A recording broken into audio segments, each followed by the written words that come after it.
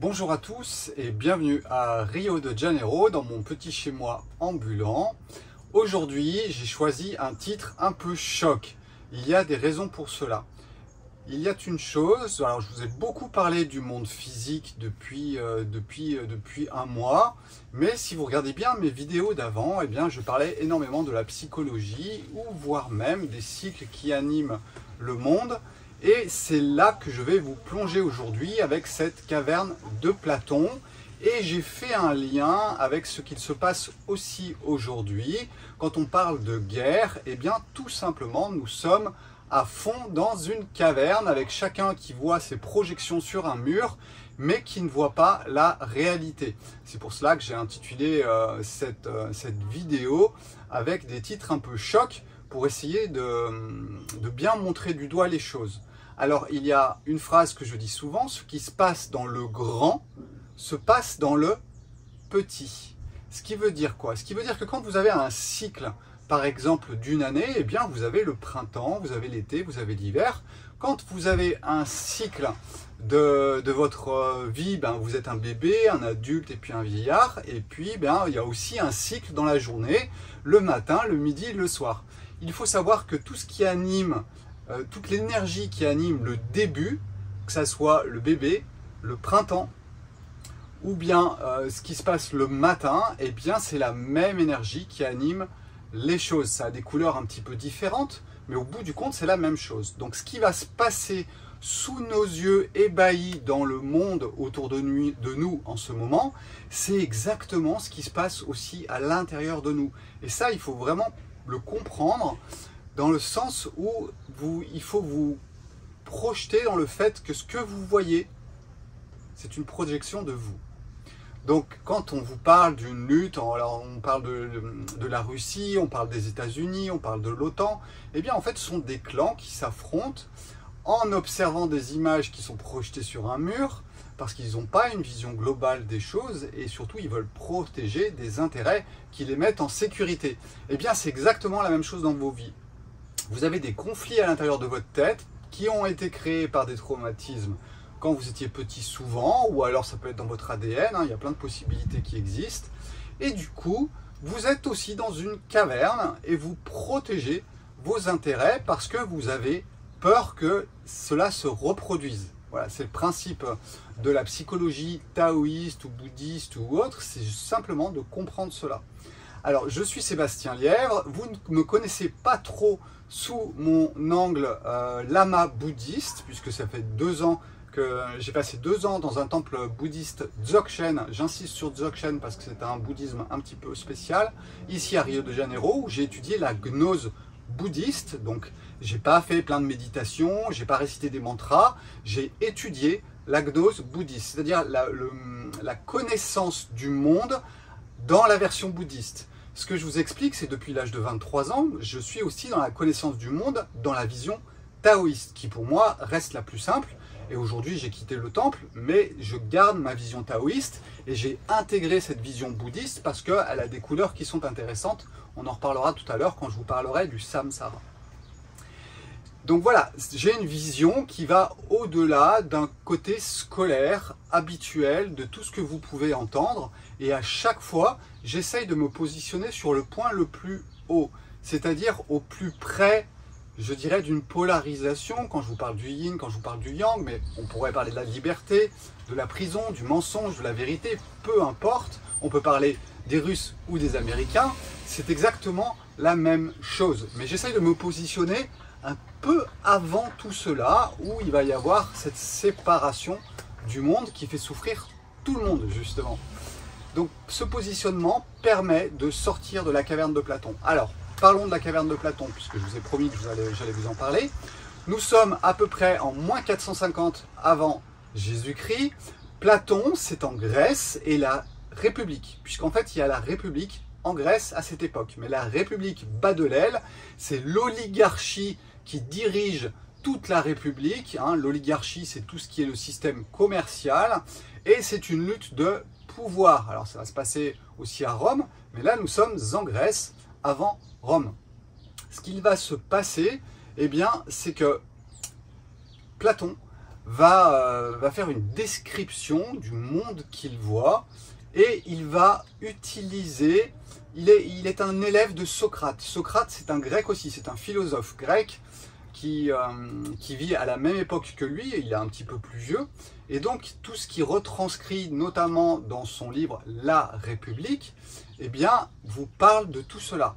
Il vous parle des mécanismes du monde, et dans le livre numéro 7 de La République, eh bien, il y a le passage sur la caverne. Alors on dit de Platon, mais ça ne vient pas de Platon, parce que ça va être Socrate. Et Socrate lui-même lui tenait des pythagoriciens, et les pythagoriciens le tenaient eux-mêmes d'un autre grand philosophe. Donc vous voyez, ne cherchons pas à savoir qui a donné la première information, on s'en fiche, l'important c'est de comprendre la métaphore de la caverne de Platon, et ça va vous permettre de comprendre comment vous fonctionnez aussi à l'intérieur de vous. Parce que ce qu'il explique de la caverne, eh bien c'est exactement ce qui se passe dans votre tête. Nous vivons tous à l'intérieur d'une caverne, il n'y a pas vraiment de soleil, il y a une lumière artificielle qui allume, je vais vous parler de tout ça. Ces lumières artificielles, c'est votre éducation, c'est les conflits que vous avez eus, c'est la civilisation, c'est l'état dans lequel vous vivez.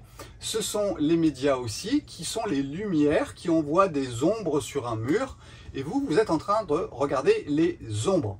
Donc nous ne sommes pas dans un monde réel. Encore faudrait-il que le monde réel soit vraiment réel, mais bon, peu importe.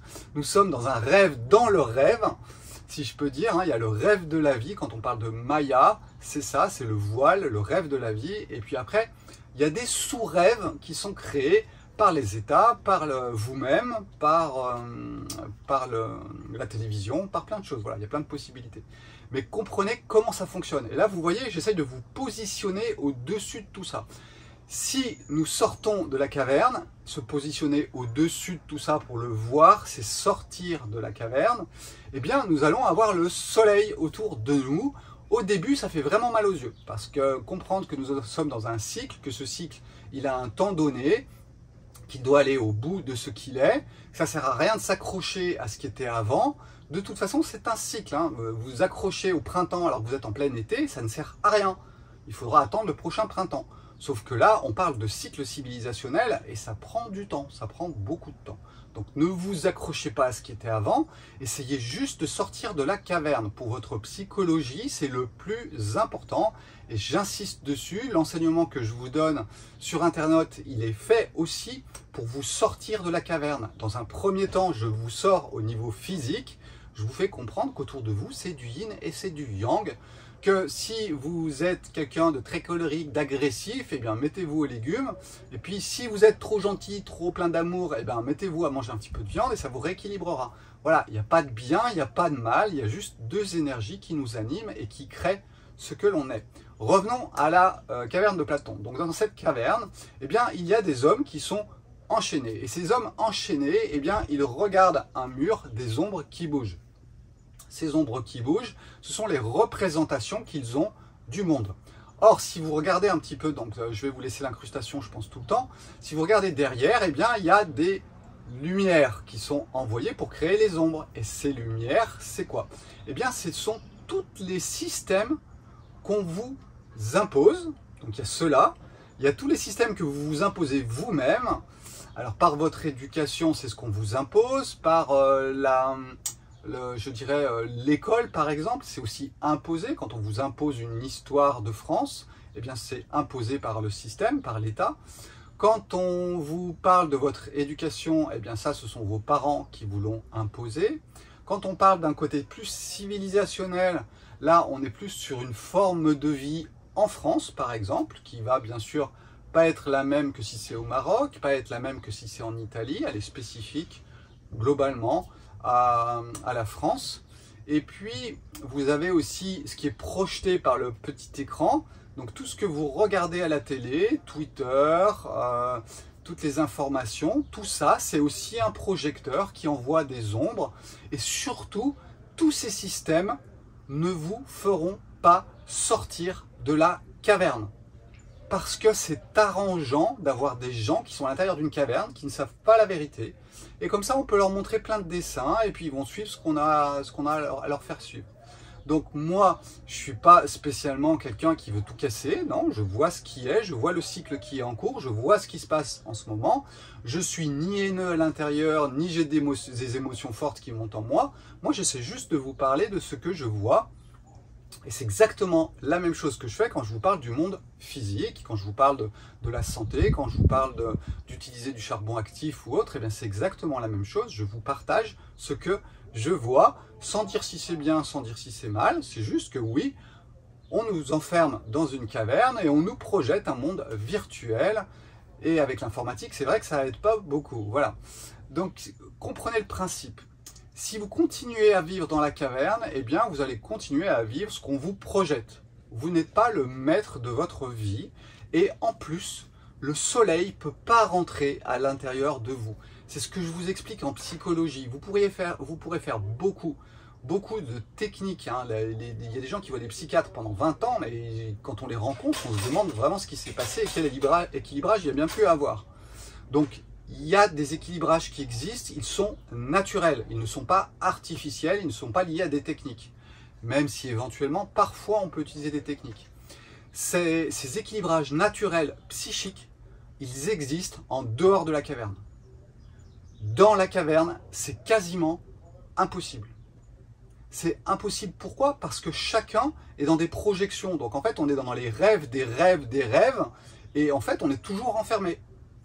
Le vrai principe pour moi, et c'est pour ça que les anciennes traditions et les vraies gnoses, hein, je ne parle pas des religions telles qu'elles sont faites aujourd'hui, si vous entendez désir, répulsion dans une religion, partez en courant.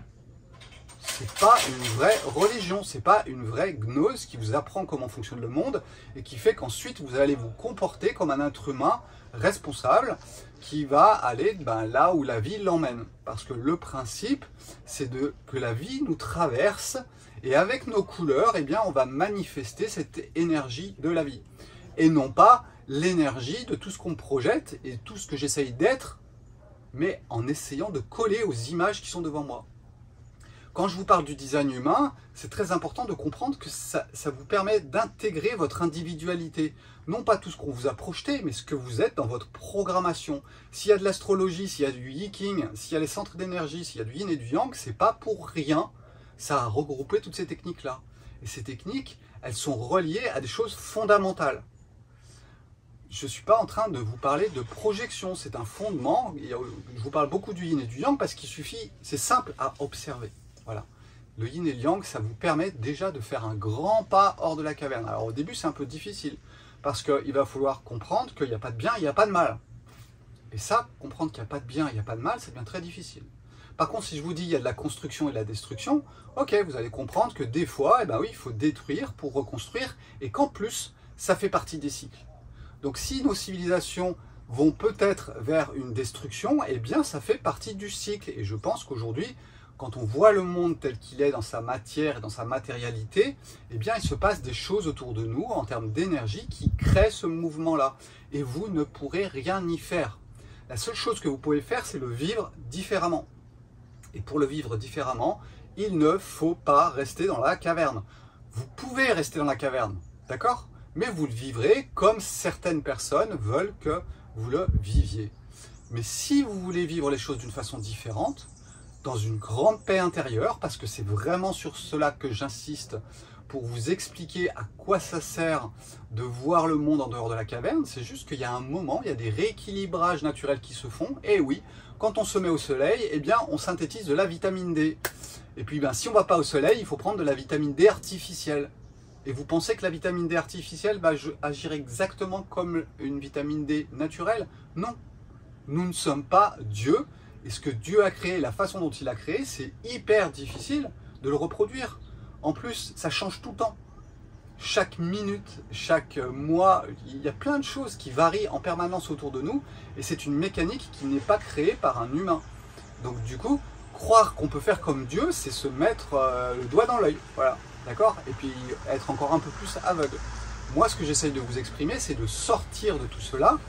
Et c'est à la fois simple, puisqu'il suffit juste d'étudier une gnose un peu différente qui vous explique le monde d'une façon différente, qui vous permet de retrouver votre individualité, qui vous permet de trouver votre autonomie. C'est-à-dire qu'une fois que vous avez compris l'yin et le yang, vous retrouvez votre autonomie.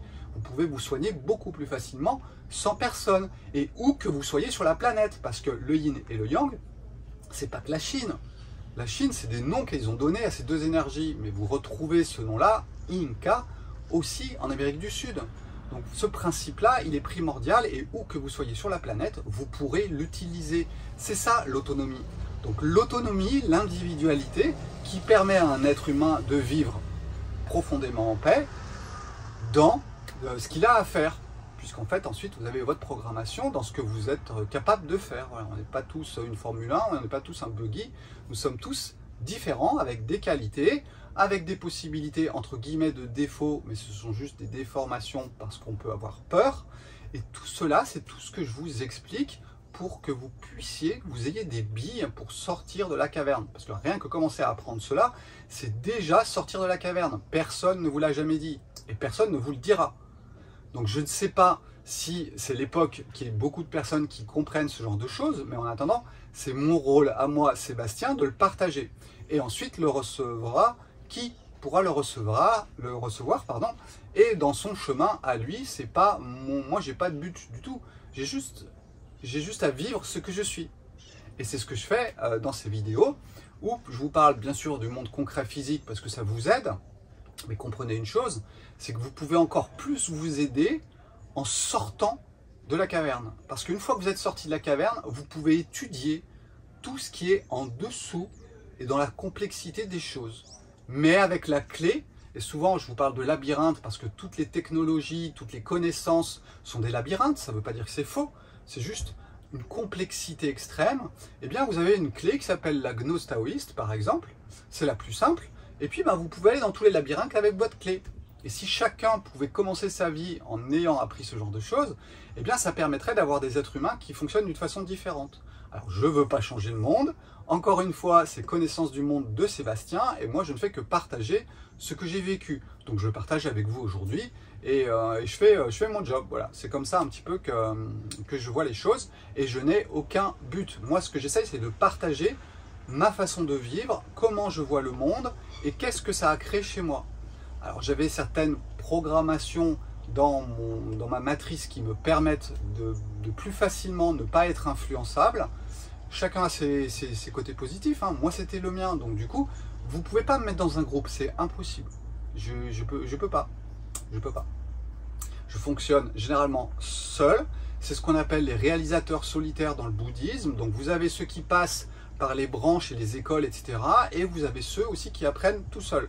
C'est pas mieux, c'est pas bien, c'est encore du yin et c'est du yang, et c'est deux façons d'arriver au même endroit, en dehors de la caverne. Et en dehors de la caverne, le soleil rentre enfin à l'intérieur de vous, la vie peut rentrer fortement, c'est généralement ce qui se passe dès qu'on commence à mettre les pieds en dehors de la caverne. Ça va faire un petit peu mal, parce qu'il va y avoir des rééquilibrages. Ces rééquilibrages, ils vont être spontanés, ils vont être puissants. Imaginez, le conflit que vous avez eu quand vous étiez petit, c'est énorme à l'intérieur de vous. Eh bien, il va falloir le rééquilibrer. Et le rééquilibrer, il ne faut pas un petit bout de truc. Il faut l'équivalent en état de conscience inversé.